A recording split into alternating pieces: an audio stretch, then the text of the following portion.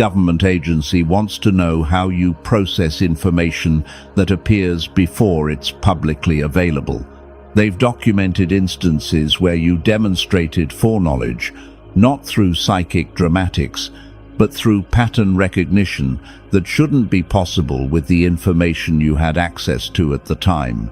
They've logged your predictions, your seemingly random insights that turned out accurate, the way you navigate situations as if you've seen the ending before it plays out. They call it precognitive processing. You probably call it gut instinct. But when that instinct consistently outperforms their artificial intelligence models, you become a research interest. They don't want to harm you, they want to replicate you. The second agency is concerned with your resistance to standard conditioning protocols. You don't respond to propaganda the way statistically you should. You don't adopt beliefs just because they're repeated through authorized channels. You question narratives that most people accept without examination, and you do it not from rebellion, but from an internal compass that detects inconsistency like a fault line sensor. They've studied your media consumption, your information filters, the way you sort truth from manipulation, and it frustrates their behavioral models. People with your profile aren't supposed to exist in significant numbers. You represent a variable that disrupts social engineering at scale.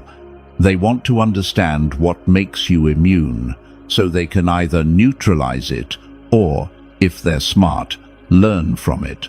The third government isn't even from the nation you live in. They're tracking you because your genetic markers match lineages they've been monitoring across continents for generations.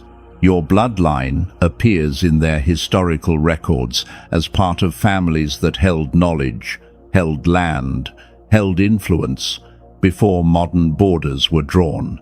They believe you might be carrying dormant abilities that activate under specific conditions, abilities that were once trained deliberately but have been suppressed through centuries of cultural erasure and genetic dilution. They're watching to see if you'll activate naturally.